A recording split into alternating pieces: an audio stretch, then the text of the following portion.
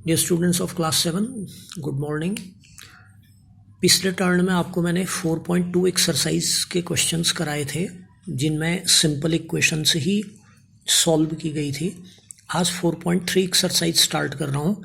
इसमें भी simple equation से ही सॉल्व करने के क्वेश्चंस हैं, लेकिन थोड़ा लेवल ऑफ डिफ़िकल्टी हायर है। इसमें आपको ऐसे नंबर भी मिलेंगे डील करने के लिए जो फ्रैक्शंस हों, कहीं पे ब्रैकेट वाले भी मिलेंगे और कहीं ब्रैकेट के साथ और एडिशनल टर्म मिलेंगे। ये आपको बता रहा हूँ। तो पहले मैं एक फ्रैक्शन वाला और एक ब्रैकेट वाला कराता हूँ। मैं कोशिश करूँगा मैं यही 6 करा दूँ। उसके बाद आपके लिए काम है कि जैसे क्वेश्चन 1 के 2 पार्ट समझाए, तो क्वेश्चन 1 के इन 2 के अलावा बाकी सब जो बुक में है वो आप करें। क्वेश्चन 2 के 2 पार्ट समझा रहा हूँ, बाकी आप करें। क्वेश्चन 3 के भी 2 करा रहा हूँ, बाकी आप करें। उसके अलावा अगले टर्न में फ्राइडे को मैं आपका टेस्ट भी लूँगा और 4.4 एक्सरसाइज के बारे में थोड़ा बताऊँगा। उसके बाद टेस्ट के लिए टेस्ट पेपर दूँगा। ये अगले दिन का प्रोग्राम होगा। यहाँ पहले 1G देख रहा हूँ मैं। सॉल्व करने का तरीका पिछले बार वाला जैसा ही होगा। जैसे आप इसमें पहले ये 19/2 को उधर ट्रांसपोज करेंगे तो और 7m is equal to 13 minus 19/2। बस इसमें नई बात ये है कि अब आपने फ्रैक्शंस को सब्ट्रैक्ट करना है।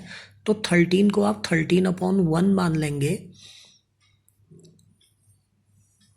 इज इक्वल टू, अब यहाँ पे 1 और 2 का एलसीएम आपका 2 आ गया। 1 से आपने 2 को डिवाइड किया तो 2 आया। उस 2 से 13 मल्टीप्लाई हुआ 26 आया।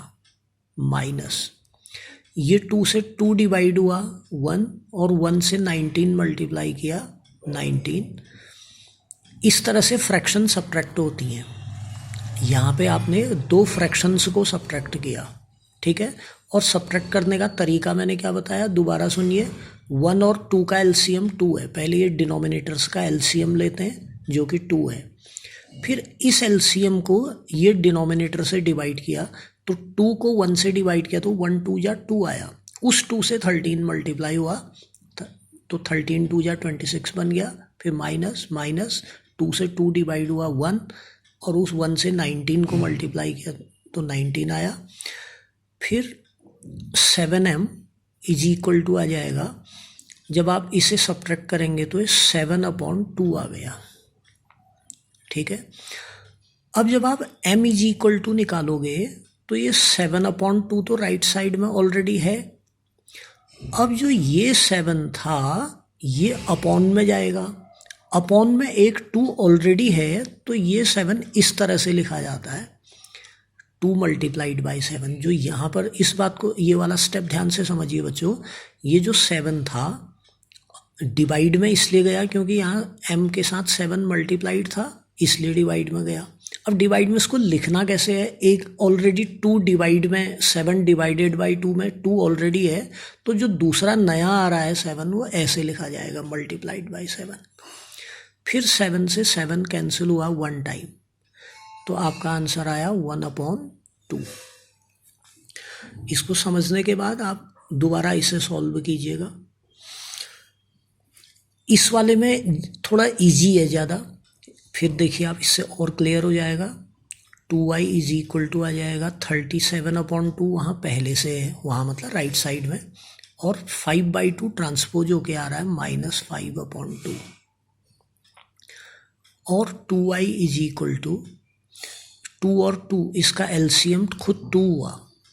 प्रोसीजर समझिए, ये प्रोसीजर आप देखिए। 2 और 2 का एलसीएम खुद 2 है।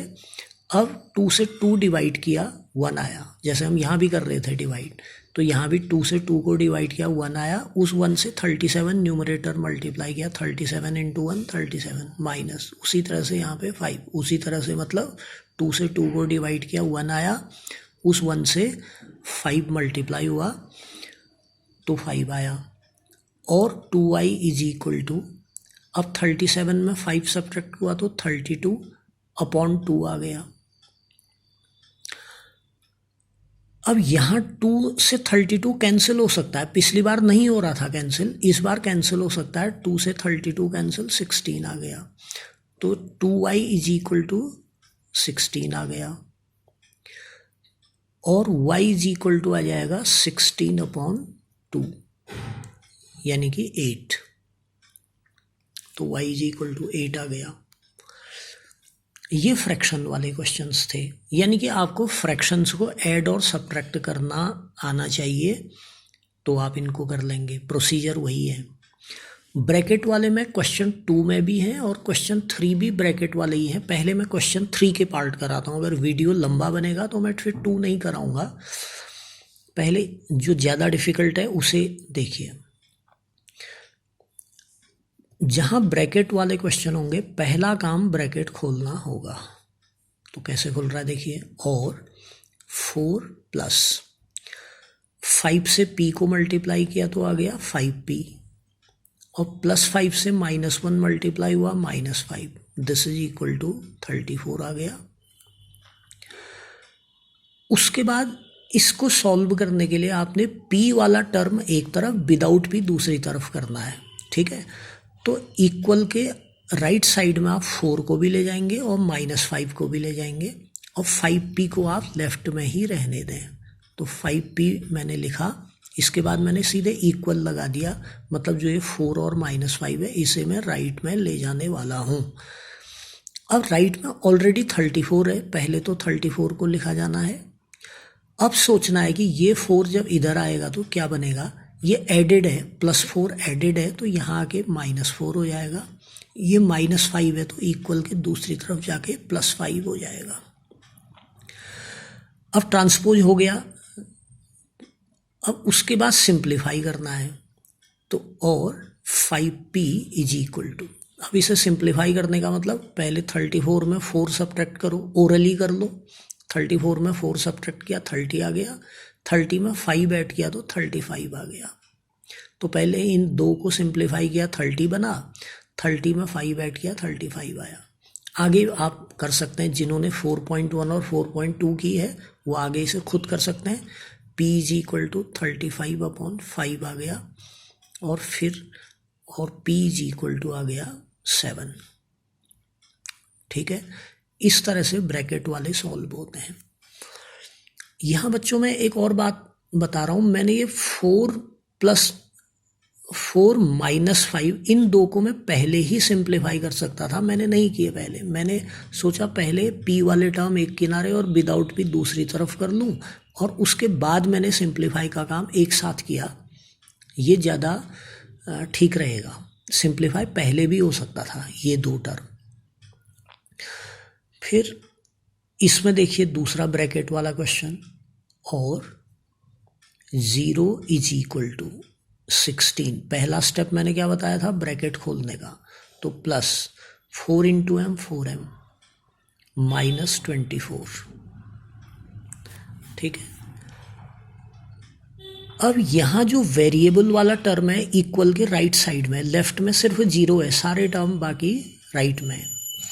अब ये हमारे पास विकल्प होता है कि हम m को यहीं छोड़ दें और विदाउट m दोनों टर्म यहाँ ट्रांसपोज कर लें। तो इक्वल के उस तरफ मैंने 4m को अकेले छोड़ दिया, क्योंकि मुझे वेरिएबल एक तरफ चाहिए, वो चाहे लेफ्ट तरफ हो या राइट तरफ हो। तो राइट साइड में मैंने 4m को छोड़ दिया, मतलब मैं क्या कर रहा हूँ, ये 16 को भी इधर लाने वाला हूँ, ये 24 को भी यहाँ लाने वाला हूँ। लेफ्ट में ऑलरेडी 0 है, जो कि लिखना ही लिखना है।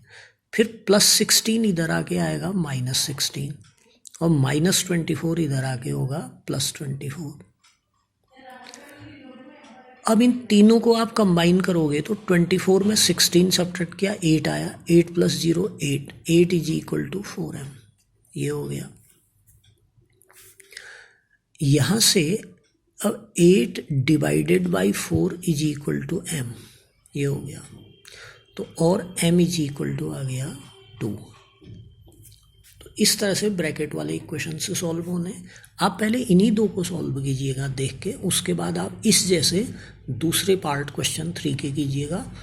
टाइम आपके पास काफ़ी है, आज आप वीडियो देखिए और समझिए, कल आप इन्हें सॉल्व कीजिए और परसों आप टेस्ट के लिए तैयार रहिएगा। ठीक है, रोज़ 1 घंटा पढ़ेंगे तो हो जाएगा, रोज़ इवन 45 मिनट में हो जाएगा, आपको ज़्यादा टाइम तो नहीं देना पड़ रहा होगा शायद। फिर इसमें देखिए, ये इसके कंपैरिजन में आपको इजी लगेगा। पहला काम मैंने ब्रैकेट खोलने का बताया था, यहाँ कोई एक्स्ट्रा टर्म तो है ही नहीं, सिर्फ 2 ब्रैकेट दे से, यहाँ एक्स्ट्रा टर्म भी थी, 5 ब्रैकेट p-1 के अलावा एक एक्स्ट्रा टर्म थी, यहाँ कोई एक्स्ट्रा टर्म नहीं है, तो इसको हमने लिखा 2x + 8 = 12। ब्रैकेट खुलने का मतलब 2 से x भी मल्टीप्लाई होगा, 2 से 4 भी होगा, और 2x = 12 - 8 होगा, और 2x = 4 हो जाएगा, और x = 4/2, और x = 2 आएगा। मैंने इसको क्विकली आपके सामने सॉल्व किया, लेकिन आप समझ गए होंगे ऐसी उम्मीद है। और इसमें देखिए, बाहर जब -4 है तो -4 से करेंगे मल्टीप्लाई, -4 से 2 मल्टीप्लाई किया, 2 मतलब +2, तो -8 आया। डिफरेंट साइन वाले नंबर आप मल्टीप्लाई करेंगे तो नेगेटिव आएगा। फिर ये भी डिफरेंट साइन है तो नेगेटिव आएगा, = 8। अब अगला स्टेप हमारा होगा -8 को यहाँ ले जाना, तो -4x को मैंने लेफ्ट में छोड़ दिया, इक्वल के उस तरफ 8 ऑलरेडी है, -8 यहाँ आने के बाद होगा +8,